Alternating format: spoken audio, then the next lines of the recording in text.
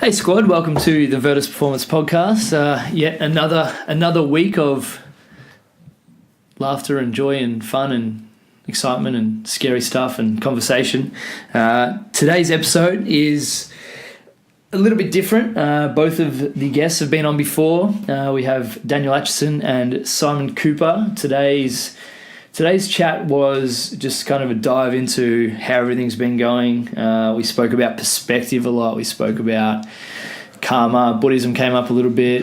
We spoke about challenges and communication and kind of the drive to understand yourself a little bit better and have that self-love, but also move towards a place of loving others and caring for others and helping, I guess, cultivate environments and communities that can grow and talk to each other and figure out all this stuff that we are trying to figure out. So yeah, I hope you guys enjoy the next hour or so, because I certainly enjoyed having the conversation. If you have been enjoying it, if you have been loving the episodes that you've been listening to, please share, subscribe, do all that fun stuff. If you could leave a review, that would be absolutely exceptional.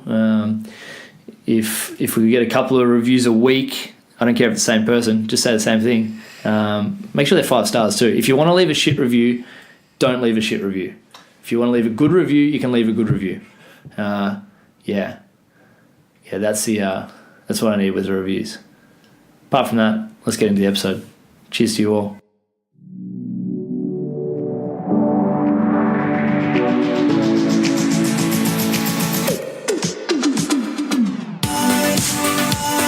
My personal and business goal is to be just a little bit better every day. I believe everyone, especially normal people, have a story to tell. The Virtus podcast exists to help us all find small ways of consistent improvement by discussing the journey and experiences of each of our guests.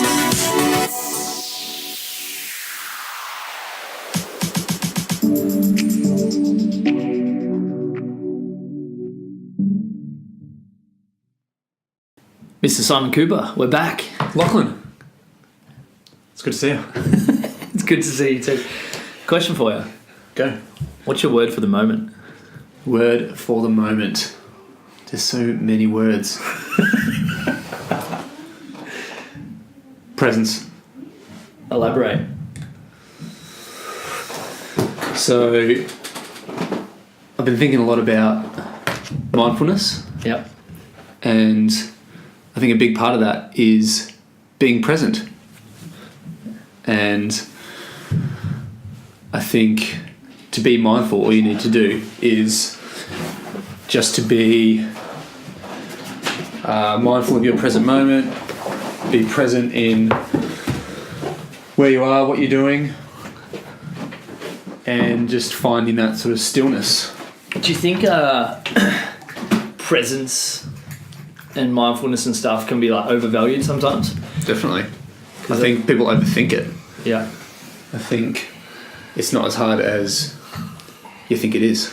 Yeah, true. But I also think that it's important to, if we want to be present, that's great. But sometimes we need to be omnipresent. I don't know what that means. It's a cool word. We need to look forward to the future and plan as well. And we also need to look back at the past. And we can't just live in the present moment all the time, because then we won't get any shit done. I think where presence and mindfulness has its value is when we are thinking too much about the future and the past and being overwhelmed by all that. Yeah. And feeling the stress of that. I think it's like a strategy or a tactic to overcome that monkey brain. Oh, good. Yeah. Speaking of monkey brains, Daniel, how are you, mate? This guy. I'm very well. I struggled with my presence here. Turns out that when you live in the mountains for 10 months of the year, you forget that driving anywhere at 8:30 in the morning takes 6 times as long. True. There's a lot of kids getting dropped off at school at the moment. What's your word for the moment? My word for the moment. Curveball. Relaxing. Nice. Relaxing. Good. Let's go with that, because I'm attempting to do that. I'm just getting bored, but it's a fine line. It was meant to be relaxing, yes. You're in a bit of an interesting part of your year at the moment. Yeah, it's not your standard kind of year setup, I suppose. That's why it gets weird. For those listening at home, for those playing at home, you would have met Daniel if you listened to episode, the one that Daniel was on. 32. Lives. It was 32 of it. Lives a little bit of a different life to most of us. Travels and follows the snow. What's it like being home for a month?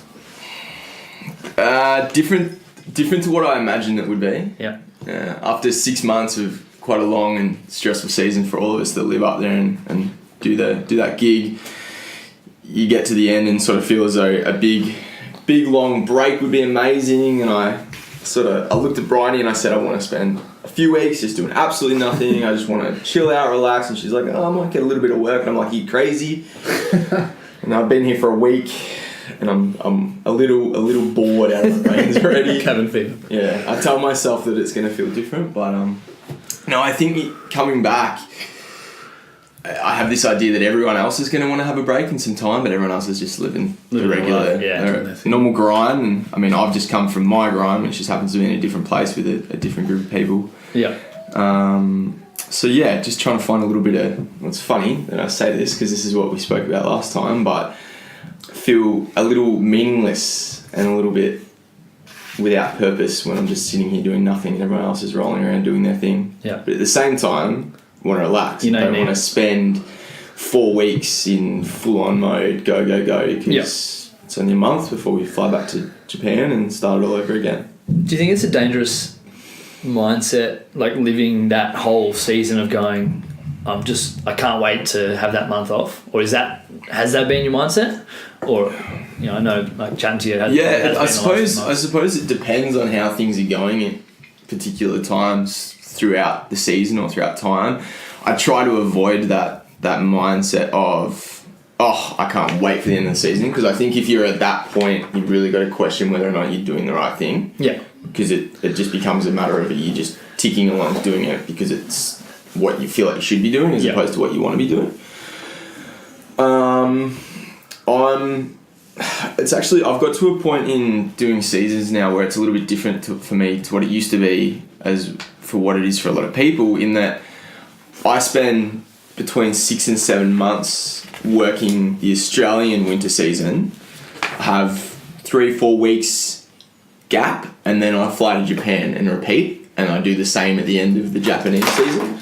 That's not the same for everyone. A lot of people will only work 3 months in Australia and maybe 3 months in Japan. So they've got 6 months as well in the year. Or a lot of people just won't do both. They'll just do one and only spend 3 months doing it. And I actually had an interesting conversation with my boss, Beck, who's also a really, really big mentor of mine.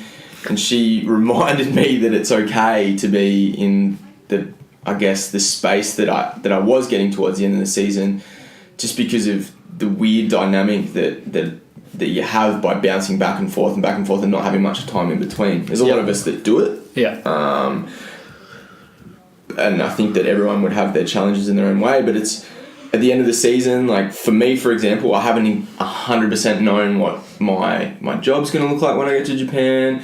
I didn't have my flights booked. I didn't have a lot of things fully organised, and you're locking in the next phase of your life. If you're lucky, months. Yeah, as the next most one, as likely one finishes. Weeks in advance, and that just keeps repeating. Yeah, and I guess that sort of sometimes it brings out the inside me that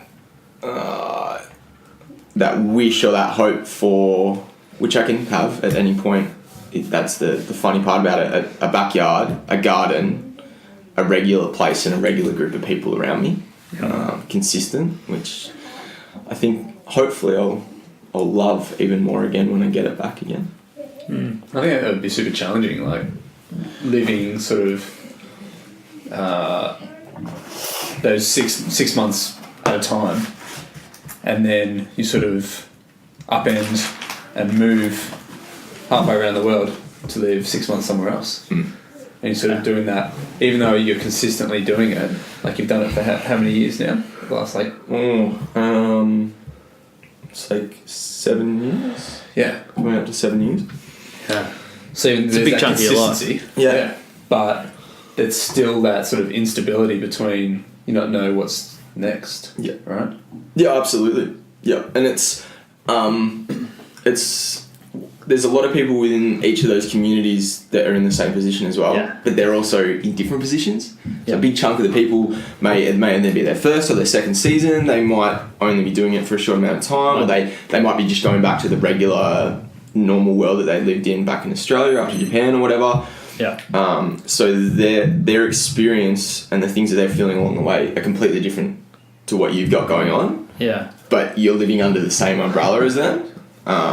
I guess it's like anything, like when you're in a workplace, and Yeah. when you're at work, everyone feels like on an even footing, so you treat everyone the same and everyone you assume's the same, You but realise everyone's in different stages. someone's a mum that has 3 kids at home that has a whole lot of stuff going on, someone's got a sick brother, or all these different things, and I don't know, everyone's got different things going on. Yeah. Well, I think I kind of look at it. I was thinking about it the other day, after I was talking to Cooper about uni, and it's kind of like you finish up when you finish up uni, you like have that period of time where you're like, okay, fuck, what's next? It's almost like you live that every 6 months, Yeah. Kind of, yeah. Yeah. which is pretty hectic. It's an interesting phase where you're just looking forward to them.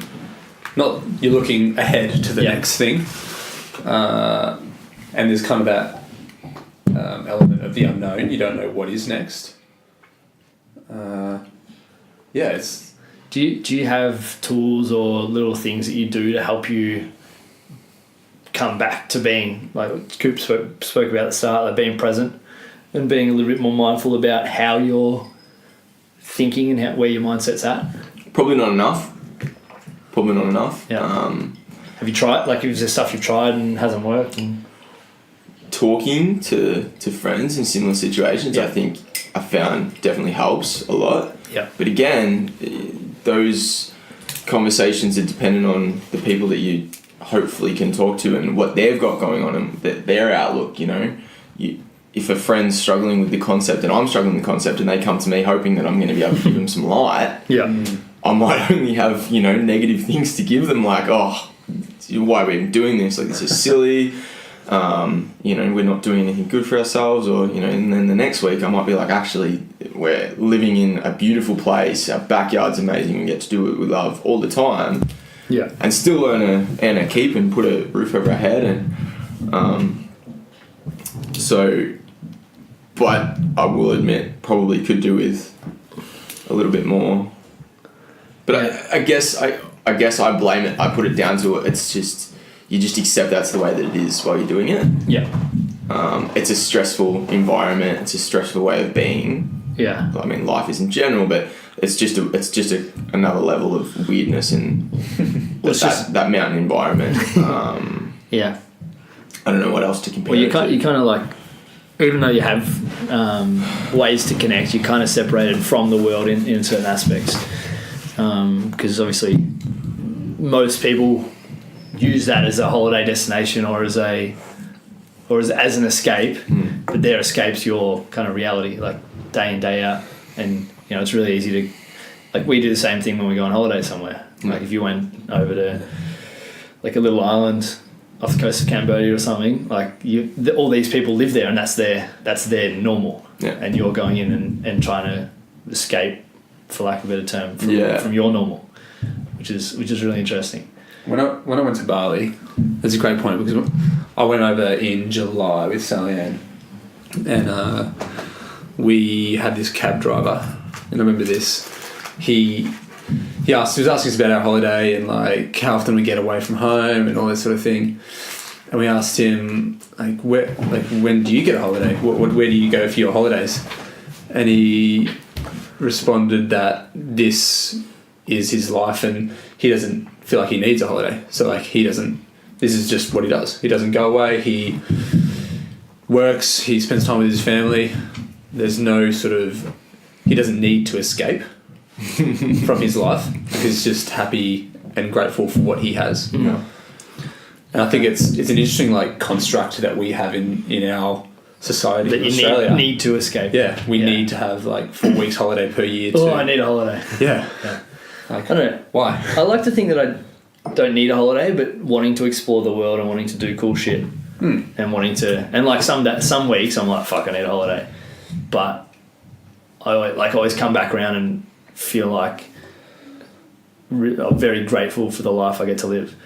I think we live basically at a holiday destination. Like the peninsula for a lot of people is a holiday destination at the end of the year. So whether it's on the mountain or whether it's down in front of the beaches of the peninsula, like it just takes a slight shift in perspective to be able to enjoy it for what it is.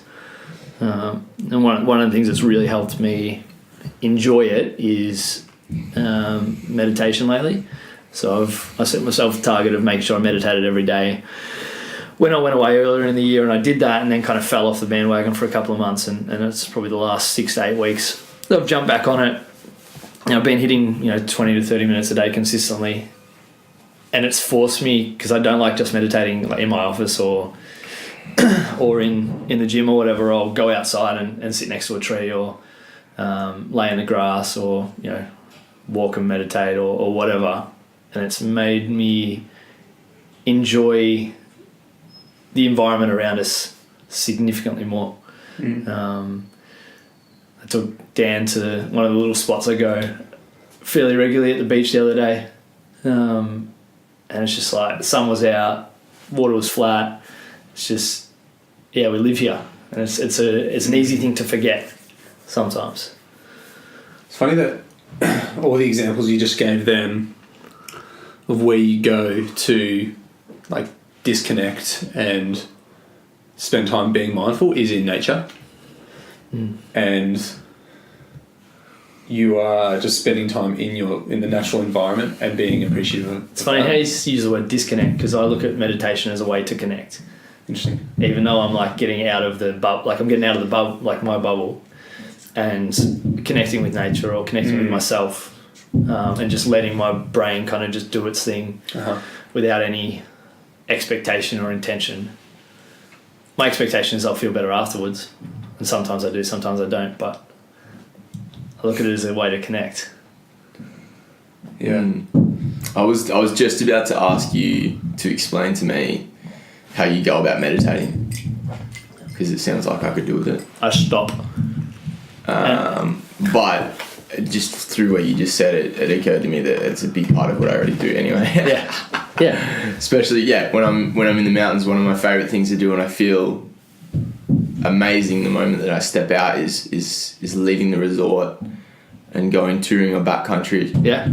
And just sort of like going away. The moment that I can't hear the chairlifts or hear crowds. That's cool. And I can't see anyone. It feels completely different. And if I'm with people, I'll literally look at them and be like, how good does that feel? Can you hear that? Yeah. Because normally those people that I'd be with are, they're on the same page and... Yeah.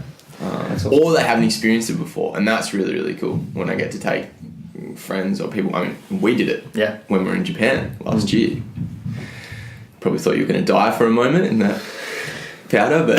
Yeah, it was deep, but we got there. And that was a moment. I talked about it in an earlier podcast. It was like one of my moments of the year was like boarding back down with Bryony after, of just like this sense of accomplishment and like excitement, and the fact that I'd done something that I didn't think I'd be able to do 5 days earlier. Yeah. And then I think it might have been the day before that when the four of us were riding through the top trees, and snow was coming down, and we're all like crossing over and smiling and laughing, and it was just like the perfect moment. And like I remember how I felt in that moment, and I think like I remember that as one of the most mindful moments I've had this year, because I was just being and I was just within. This year does not feel like this year. Yeah, it was fair, man. Yeah. Wow. Yeah, like it's great. One of the things I was reading the other day was how much we can actually accomplish in a year. And I look back and I've like traveled to 8 new countries. I've had all these new experiences. Like I've done that in Japan. I've been to Machu Picchu. I've like seen Iguazu Falls, been to Patagonia. You know, we've grown the business. We've done all these, like played a year of footy, and there's so many different things that we can actually accomplish in a year. I think it's really important to be able to stop and look back and kind of go, wow, that was pretty bloody cool. And I think so many people feel like the days are just passing day in, day out. But when you really stop and go, okay, what's actually happened, you realise, holy shit, I've actually done a fair bit and I've accomplished a fair bit and I've connected with new people and made new friends and things like that. I was reading an article the other day and there were 4 questions in it, and I'll run through them quickly, but it's basically about how much your life can change in 90 days. And the 4 questions was, first one was, looking back over the last quarter, what are the things that made you the proudest about what you have achieved? So you kind of write down the things you've accomplished and what you're proud of. So they suggested spending 2 minutes on each of these questions. Second one was, when you look at everything that's going on today, which areas of focus and progress are making you the most confident? So like, it's about being in the now. And then it was around, okay, looking ahead at the next quarter, what are the things giving you the greatest sense of excitement? So, okay, what am I looking forward to? And then it was like, what are the 5 new jumps, the 5 things that you can achieve in the next 90 days that no matter what else happens will make you feel like it's been successful? And, you know, like I'm the kind of person that looks for progress and growth and stuff like that. And I can look back at, I can stop and be in a shitty headspace and go, well, fuck, I haven't really done much in the last 90 days. But then if I actually write it down and look at it, I went, okay, stuff happened. We did some cool things. Like even heading up to Hotham for a couple of days a few weeks ago, I could have not done that. So many of those little things little decisions we make to either stay home and live a regular weekend or go and do something extraordinary. It's funny that like that whole stay home and live an ordinary weekend, one of the biggest and best parts for me of, I guess, coming home is just going and sitting on the couch with my mum and my brother. Yeah. And I look forward to that so much in the next few weeks. Yeah. It's not glamorous. Yeah. It's not, you know, like thrill seeking and things like that. Yeah. But it really, really means a lot. I think that gets overlooked. Definitely. For sure. Yeah. When everyone else is doing all these wonderful and beautiful things and posting all these fantastic photos on Instagram about the glorious places they are, which has its own merit, absolutely. Yeah, that's part of it, right? Yeah. Yeah. I think you could go a long time and go, oh, hang on, I haven't like appreciated those little things. I think it depends on like the phase or stage of life that you're in as well. Season. I was going to say season. I can see you twitching. Yeah. Like for you, Dan, you're in a season where you are appreciative of all the small things and you're not seeking grand adventures, and where you have gratitude for spending time with your family and like building those connections again, where someone else may be in a season of expansion and growth where they're chasing down things and where they're seeking these new experiences, and they're going to be doing a whole lot, like they're going to be busy doing things, and that will be part of their like inspection of what they've done and what they've achieved. But that's not to say that it's any less good than what you've sought. Yep. Yeah, absolutely. There's no right answer, right? No. And that doesn't mean that just because your list is a little bit small than someone else's list doesn't mean that it's any less meaningful. Yep. I think that kind of comes down to being, we talk about being critical of everything, but being less critical of what other people are doing, of what you're doing yourself, and just accepting that whatever someone else might be doing, it mightn't seem glorious or it might seem over the top, whatever, that's what they feel like they need to be doing at that particular point in time. Yeah. And the same applies for you. So that's that. Everyone's on a different compare journey. That. Like if I compare what I got going on right now to what you got going on, so different. Yeah. That's it, like comparison. Why even compare yourself to someone else? Because they're in a completely Because we're different path. taught to compare ourselves to each other. Doesn't make sense. But I spent 12 years comparing myself to a school full of people, didn't I?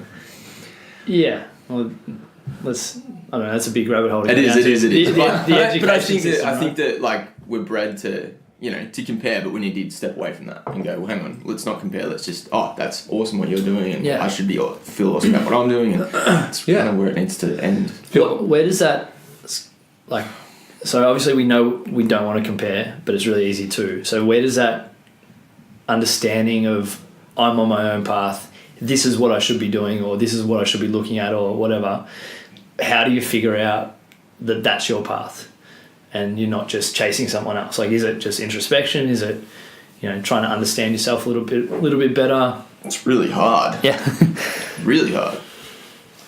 I think it comes down to like having a vision of the person that you want to be and what you want to achieve. Yeah. And then the lifestyle you want to live. The lifestyle you want to live, and then taking these steps to realise that vision. And understanding that everyone has their own individual vision and it's going to be completely different to yours. Yeah.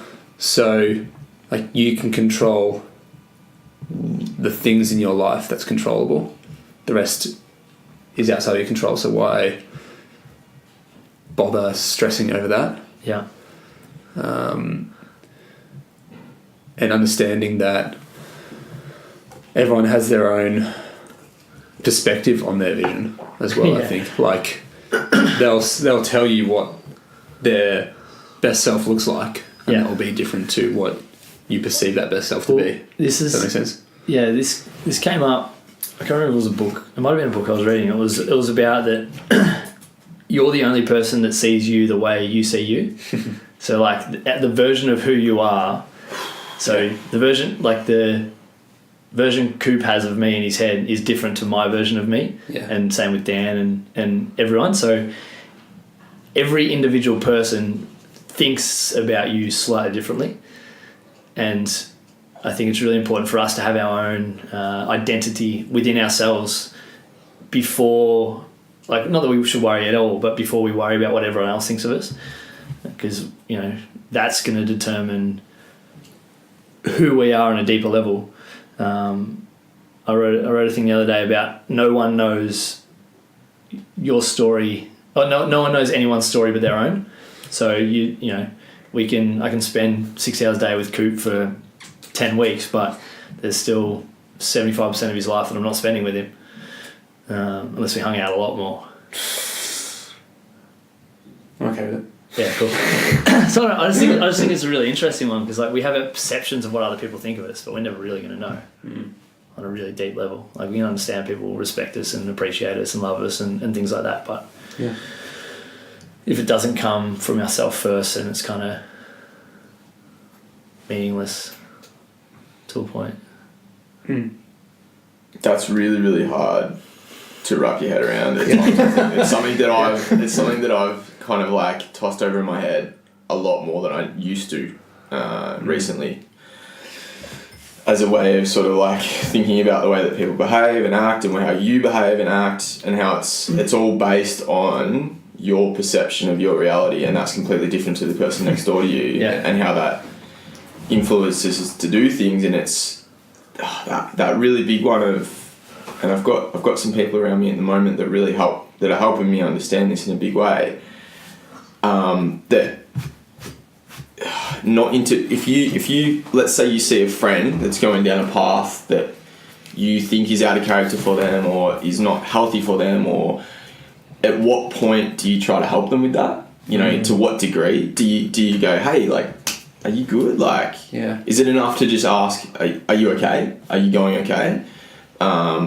Or do you need to grab them by the scruff of the neck and be like, what the hell are you doing? Like, where does that line cross? Because we're all adults and we're all responsible for what we're going to do.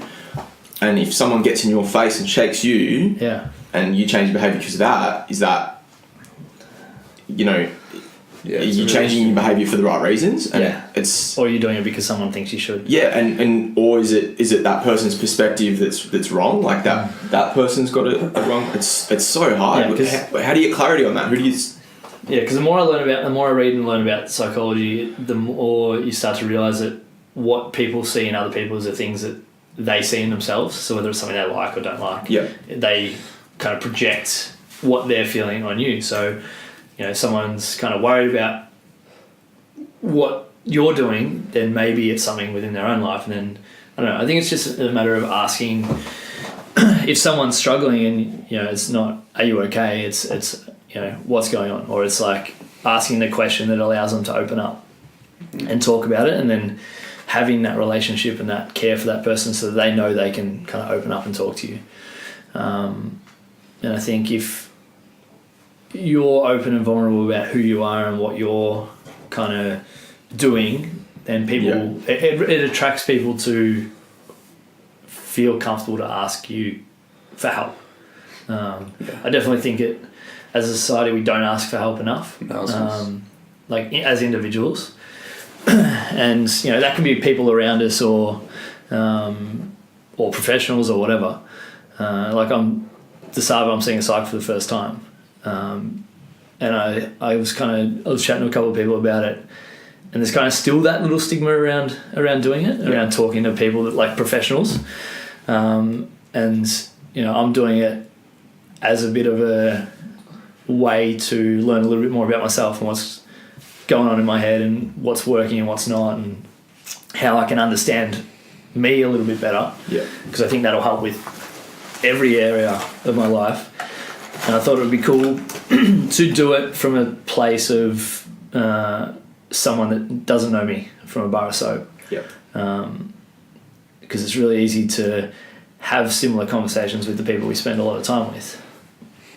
But this is something that's super out of my comfort zone. And, it makes me nervous, but it's also exciting to see kind of what comes of it, if anything. And I think we don't need to wait till something's going wrong to have those conversations. There might not be anything that necessarily comes from it, but just the process of telling your small story or whatever's running around your head to a different person. I've definitely found the benefit of it hugely. And someone asking different questions as well. Like, the people you surround yourself with, you sort of can anticipate the questions that they're going to ask. Yeah. So having someone that you can go to that's going to ask the unknown, like you don't know what they're going to ask you, and you don't know what things they'll pick out of your story and what they might want to dive deep on, and you might not have dove deep on that before. Dived it. You might not have sort of gone down that rabbit hole. Yeah. And been able to articulate exactly what that rabbit hole looks like. Yeah. It just gives you another piece of string to tug on. Yeah. Making that, I guess, it's so much harder to go, well, yeah, actually, I'm going to have that chat to that person and try to understand my head a little bit better because I'm a little bit confused. To everyone else around me, I look like I've got it all going on, but my mind's just playing stupid things at the moment. But 100%. It's easy to just be like, everyone's just telling me that I'm killing it and going really well, so I'll just move on with it. But making that step to just have a chat to someone, it's bloody hard. I don't know. There's different avenues. It's a really good thing. We're constantly told about Lifeline and these different, Beyond Blue and all these different things. But I guess I feel like the stigma around that is you're in a really, really bad place. But for example, the company that I work for, and I would imagine that there's a lot around. We have an employee assistance program, and that's literally no questions asked, anonymous. The company doesn't even know about it. You just ring your phone number and you can talk to them, and it's about anything. It literally can be like, I've got no money and I don't know how the hell to manage it, and it's making me anxious out of my brains. And they put you in touch with someone that can help you through that. Versus how hard is it to open up a Yellow Pages, obviously Google now, and go financial support, this, that, that you're just not going to do that. Yeah. Well, I think as far as we are so flush with resources for any problem that you kind of have, but it's I think that the more difficult thing is identifying what that problem is and getting yourself out of your head and figuring out, okay, what's my actual problem and how can I find out a way to help with it. So if it is finances, it doesn't take much to jump on Google and start chasing some financial advice. Barefoot Investor's been a book that's kind of been thrown around a fair bit over the last couple of years, and a lot of people that I know have been able to save for a house by following those steps. So I think it's really easy to not do anything about it, but it's also easy to jump on Google or grab a book and start teaching yourself and start learning. I think it's breaking down those barriers to entry, like making things easy to look up. Like that system at your work is amazing because all you need to do is pick up the phone and dial a number. Yeah. And it's anonymous, so it's not as if there's any sort of there's not going to be any expectation, or there's not going to be any sort of, what's the word I'm trying to say? I can't think of the word, but Repercussions? No, they're just not. They're not going to. There's no expectation of. I'm not sure what I'm trying to say. In terms of like expectations of them trying to fix your problems, it's just, okay, I get this off my chest, so I actually talk to someone and maybe work out what step 2 is, maybe work out what step 3 is. Yeah, there's not going to be any sort of barrier to you picking up that phone and finding a solution. Yeah. Like that's their job is to help you, and there's no. I'm trying to think of this word, and it's stuck in my brain. Damn it! It'll come to you as soon as you finish this podcast. Yeah. That's awesome. Yeah. I guess. Have you used it? I have. Good. Yeah. That's right. And it was actually recently, and it's something I'm in the process of at the moment, to be honest. Yeah. And I'm out of seasonal employment at the moment, but they still had no problems with sort of rolling it through, and it's all fine. And I'm 5 hours away from my job at the moment, but they sort of, have resources all over the place. That's good. Sick. And it's, yeah, I don't know. I guess for kind of like what you said, I just to get a little bit more of an understanding of what's ticking over in your brain, because everyone else can have a certain perception of what's going on for you, what's going on around you, and then you have a perception of that, and then your perception is influenced by the other people around you, and then all of a sudden it's like, well, hang on, what's up, what's down, what's real and what's not, and then just to get a little bit of clarity on exactly what you're thinking, and because it's not all as big and ugly and as convoluted as what your head makes it out to be. Oh, we make things so much worse in our head. So much worse. Like lately I've been getting kind of comments of like, oh, it looks like you're killing it, like it looks like it's going really well, and it's just like some days I get those comments, it's like, far out, I feel like I'm pushing shit uphill. Like I feel like nothing's working, and I think it's important to take everything with a grain of salt, because sometimes people say that, and I'm feeling shitty about the way things are going, and I kind of stop and assess everything a little bit more critically and go, well, shit, yeah, more people are training in the gym. Like, our sole goal is to make everyone's world a better place, and if more people are coming into the gym and being more consistent and achieving the things they want to achieve, then we are killing it. We are doing pretty well, but it's really hard to miss that. And it's that search for what, like, it's that fight for being happy with what we have and still searching for more at the same time. It's interesting that you say that, and I think that if you are listening, go do this. Just that small, like, go and pay a compliment. Don't just think it. If you're thinking something, say it out loud. And an example of this for me is I've recently become really, really engulfed in following a lot of photography, and I found quite a heavy passion for photography myself. Just come from this past season that I've really gotten heavily into it. just getting to be involved with some photos and some videos and some media and seeing how some really great professionals do it. A couple of guys that I got to work with up at Hotham, Chris and Finn. And what does that mean? Is that 5 minutes? It's a shout out bell. Shout out, Bell. Oh, there you go. Okay.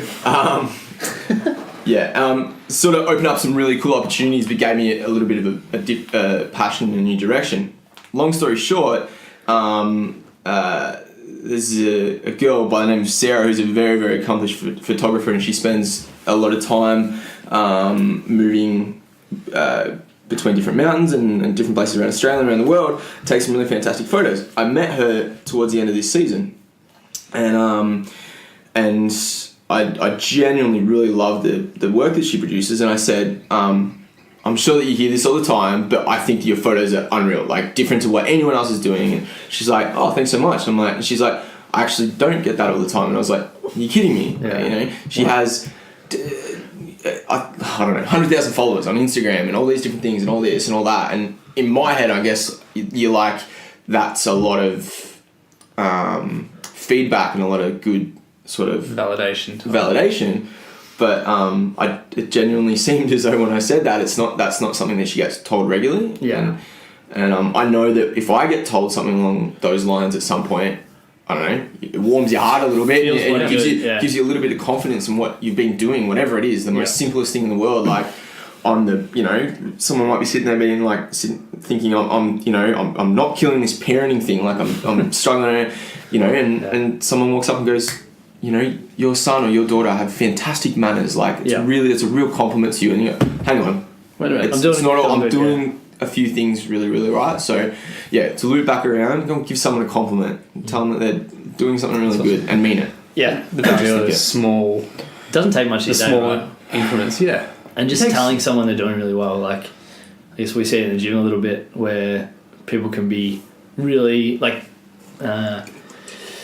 really unkind to themselves by comparing them to themselves to other people, but it like you see faces light up if you get one little like you do really well, like, and that's all it takes, like a couple of words. It's being genuine as well. Yeah, I think it's too often that we go through the motions of saying like, "Hey, how are you?" Like, "Good to see you," but like, what does that mean? Yeah, like we need to have that genuine connection with people and mean what we say. One of the things I've been trying to do over the last couple of months is when I ask someone how they are and they give me good, and you just follow it up with a really, or like is tell me more. Tell me more. Like fill me in. Why is it good? And you start to understand a little bit more about people. One of the things I've tried to do for the last couple of years is create more content and put more things out there, and it's funny how like I can send an email a week, do a podcast a week, put up a bunch of Instagram stories of things that I'm going through that I feel as though help other people, and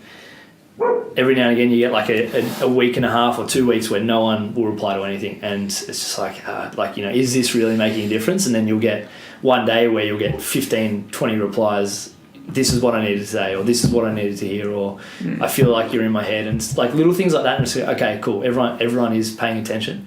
And I think it's really easy to do that podcast or do that Instagram post or do that chuck a photo up or do a compliment to someone in person and kind of get that feeling of, okay, I'm doing a good job. And it's really easy to pass that on as well. I think we communicate really well sometimes with the people around us, and sometimes we communicate like shit. I think it's important to be able to stop and have those conversations, whether it's online or hopefully the people who are listening feel like we're talking to them. And you can tell as well when someone is genuinely fostering that connection between you, or whether it's just a shallow conversation and it's just meaningless small talk. Like one of the people that we follow, Logan Gelbrick, talks about like high performance communication, and this is more in a team context, but when we think about how we communicate with the people around us and communicate with people in our workplace, do we just communicate using meaningless words and meaningless phrases and small talk, or do we actually say what we mean and mean what we say and get to the point and foster that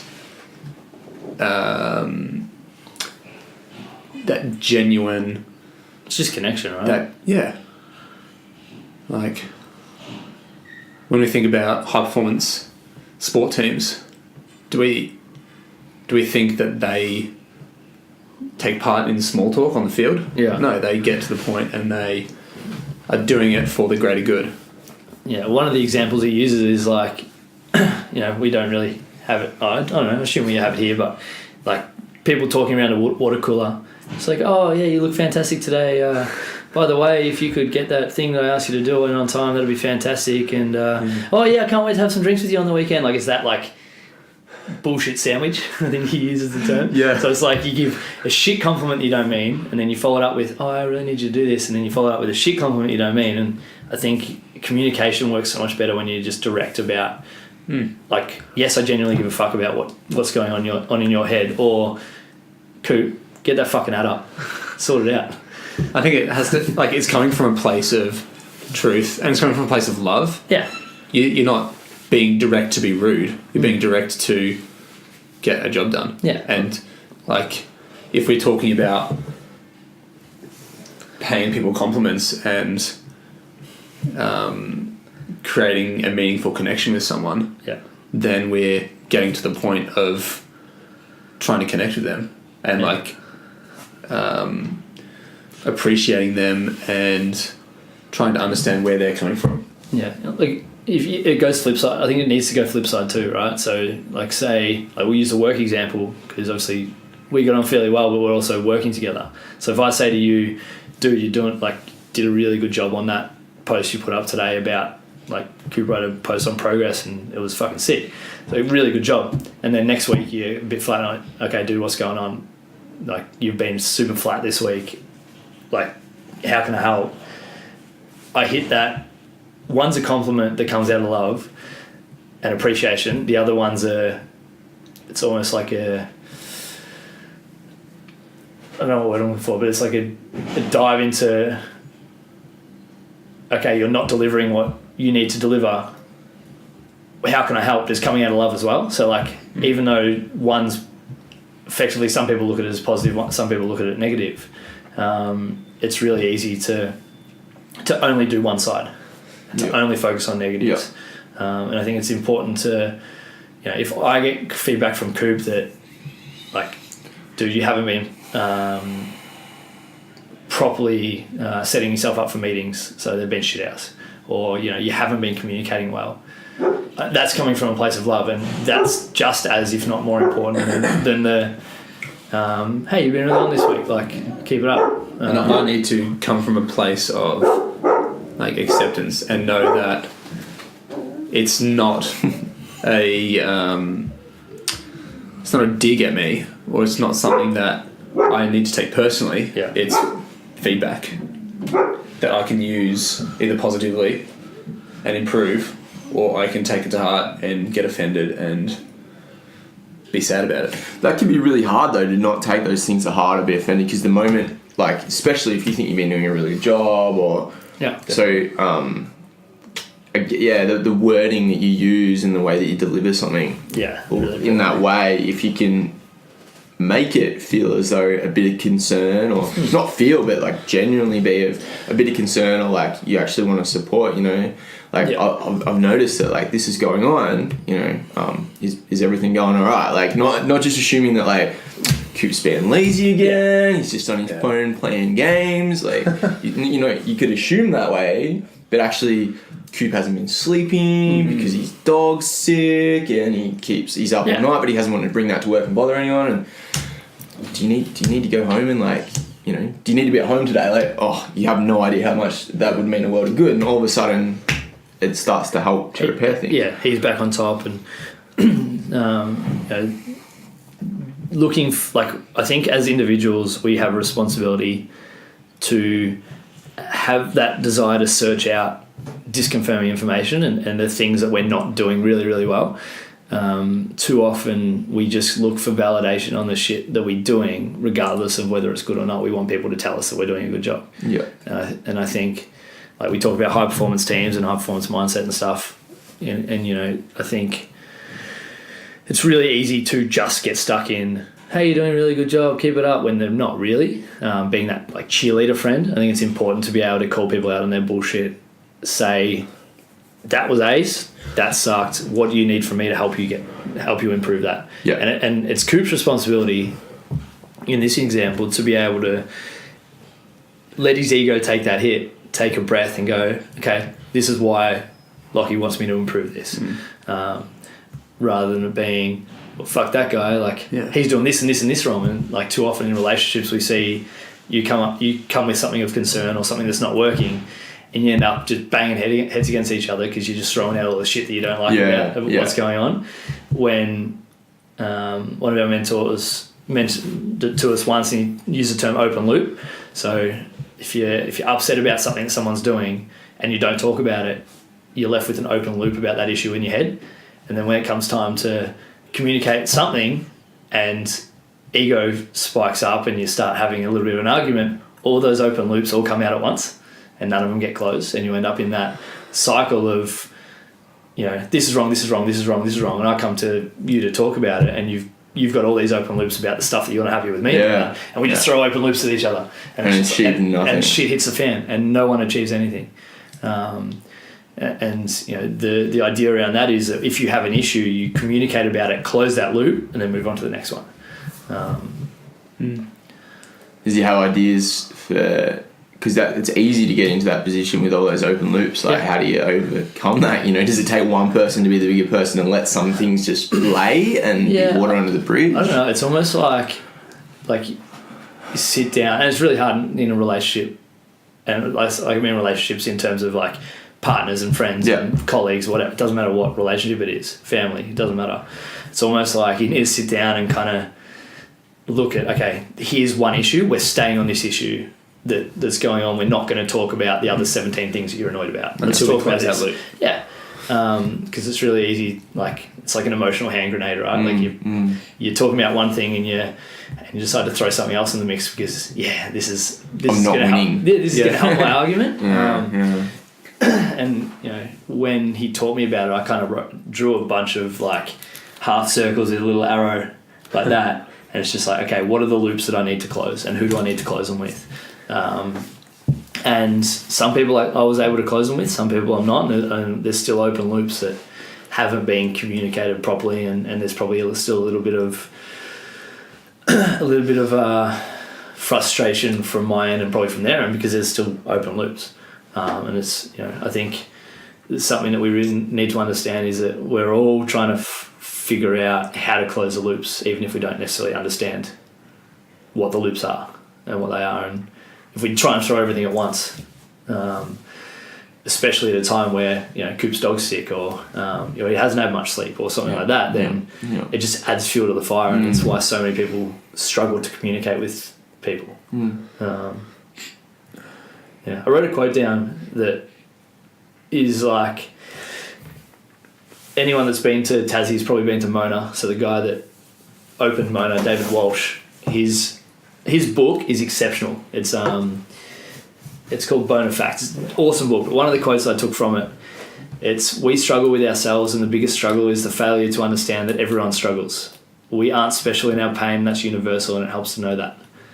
I think when we come from a place of understanding that, I'm going through some shit at the moment, but so is every other individual on the planet, and we take the focus maybe away from what we're struggling with and how we can help others not struggle with the things they're struggling with, it helps us fix our struggles. It says struggles like 15 times in that sentence. But you get what I mean. We get it.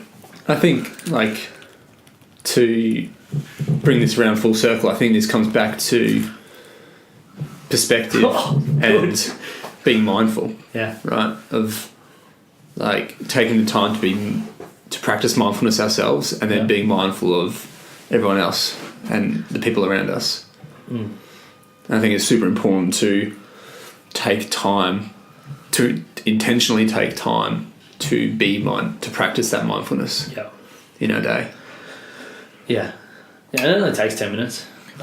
I love what you just said, in that there's this big circle, and I might have like missed the next new trend or whatever, living away in the hills, but be mindful of yourself, you know, think about yourself, sit down and you know, be mindful and all these things, but we don't live a sedentary life. We live amongst other people, and being mindful of what you just said about being mindful of other people's places is just as important as your own, because all those interactions rely on that. We can't all just be mindful in our own selves and then have this beautiful connection with each other, because we're not acknowledging or considering what someone else's, you know, what someone else's mindfulness is, and that's pretty important.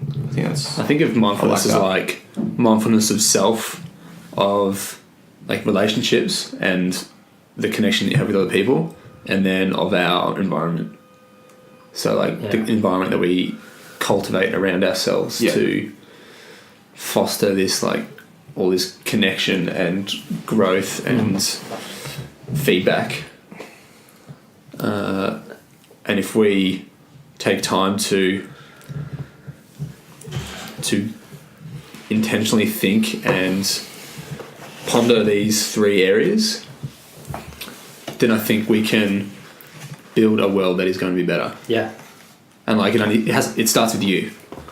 It starts with you, but it can't finish with, like, it can't be just you. And I think that's an issue with a lot of mindfulness practices and a lot of, you know, wellness retreats and things like that. It's like they're so focused on self-love that they forget that you need to look at, like, then you need to love everything else as well. So it's almost like it goes too far, and it's like a selfish mindfulness. And it's important to be selfish, don't get me wrong, like that's an important part of it. But if you just focus on yourself and just focus on self-love and, this doesn't serve me, you forget that you're meant to be serving other people and the rest of society as well.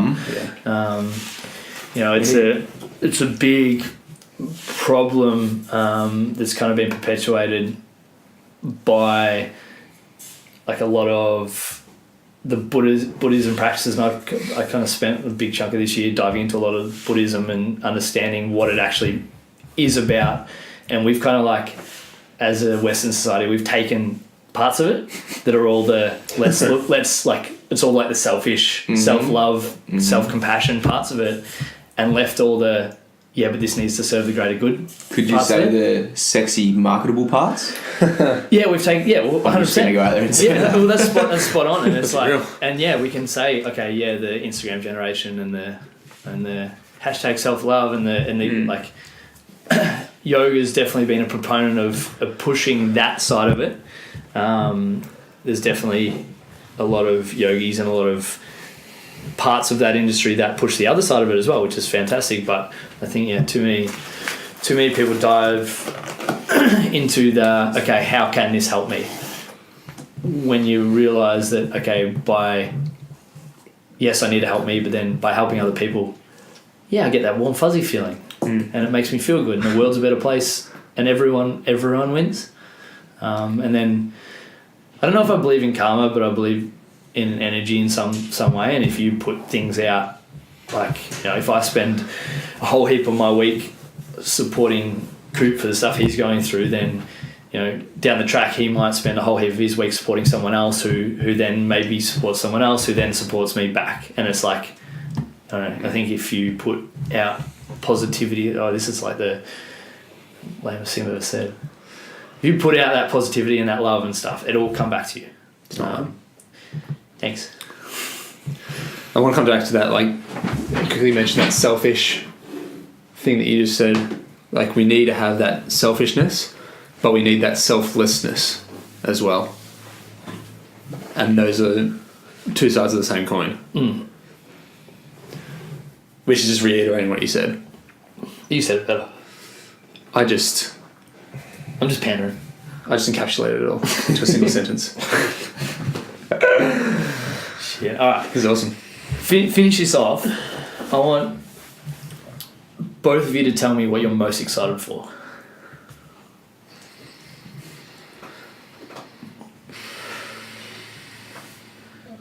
Poof. And think amongst yourselves at home in terms of, like, okay, what I've been using the term a little lately, like, what sets your soul on fire? Like, what really deep within you gets you excited for the next however. And it doesn't mean you're not enjoying today and tomorrow and stuff, but what are you like? There's lots of events and physical things that I'm looking forward to, but the thing that sets my soul on fire is to keep having these sort of conversations and to keep bringing this mindset and this these meaningful conversations to more people, because I think this is like, it starts with awareness, and what we're doing, what I like to think that we're doing, is making more people aware of this story. And I think the more people that get told the story, then they can pass that on. And then it's like what we said about, like what you're saying about the energy, like you're passing that on to make the world a better place. And I like to think that we are telling a good story. Yeah. And I want to keep telling it. Oh, good. It's just our perspective of that story too. Yeah, that's not to say that it's the right story. Like, it's our story. But I think it has value. That's probably a bit deeper than maybe you were expecting. But No, I like that. I'm going to say one internal and one external thing. Good. yes. The internal thing is that I genuinely want to think about a lot of these things, and it's cool for me that I didn't expect to be sitting here with you guys today, but there are a lot of things that I have been pondering over a little bit recently for various reasons. And just a few of the things that you've said have definitely given me ideas and made me feel like I can go and be a better friend, a better family member, better boyfriend, better in a lot of different ways. Amazing. And just generally be proactive in a few of those, as opposed to just dwelling in a few of those areas, which that gives me it's not your normal kind of excitement that I'm used to of, but it's I think a pretty important excitement when you especially when you can be stuck in a bit of a hole. So that's exciting. But one thing that I am very, very excited about is moving back over to Japan soon, and this season's going to be, and knowing that things are going to be a little bit different this season, in that it's very, very accessible to get over there and very cheap, and there's a lot of people from my home community, yourself included, that are going to be visiting, and that I get to share my experiences with in the coming months, which for me, living in that remote away environment, having friends come and getting to share those experiences with them is pretty awesome, because one of the difficult parts, and I know that it's just experienced by heaps of my friends, from their family, from everyone, that people don't understand what it is you're doing. So the opportunity to get to show people in your life what it is that's going on for you is pretty cool. So it's a big part of your life, and they're a big part of your life as well. So to bring them into it. It's definitely awesome. I mean, it's awesome. It's on a big scale, like having to go to a different country or go into the mountains or whatever. But we don't often get to see the inside of what some of the closest people in our lives, what that looks like, what their day at work looks like, or what their life looks like. So for me, that's super exciting to get to share that with my friends and family. Sick. I like that a lot. What about you, Lachlan? I should have thought of an answer while you guys were talking. Okay, this is your question. I think I look at, like, I've been diving into the last couple of years, especially the last 12 months or so, I've dived into a big kind of like growth, personal expansion, personal understanding, professional development kind of phase, trying to give myself a bigger container, a bigger capacity to be able to do what I do and to be able to give and stuff. In the last probably month or two, I felt really like a little bit lost in terms of like what I'm trying to do and what I'm trying to learn and where I'm headed and stuff like that. And I've kind of coming to the realization that whenever you learn something, you realize how much you don't know, and you realize how much more there is to learn. So understanding that I've progressed significantly over the last 12 months, even though I feel like I know less. So I'm excited to be at peace with that, and I'm excited to be okay with the fact that every time I learn something, I'm going to feel like there's more to learn, and there's more that I don't understand, and just understand that it's just a process, and it's a journey with no ending, but it's a journey that even if I feel lost and feel like I'm struggling and feel like I don't know where I'm headed, that I'm moving forward anyway. So I'm excited to learn about myself, which I know will help me connect with other people. It'll help with my communication. It'll help me move forward with what I'm doing. It'll help me figure out, what we want to do with Virtus and how we want to utilize that platform to make the world a better place. Plus, I'm excited to go to Japan with KP and share some of those moments and some of those experiences with her, and Kyle Baby again, and you too. And it's I read one of my emails that I sent after Japan last year, a couple of days ago, and it's cool to see that where my headspace was at 10 months ago compared to now, and it's going to be exciting to see where my headspace is at next time we're there. Awesome.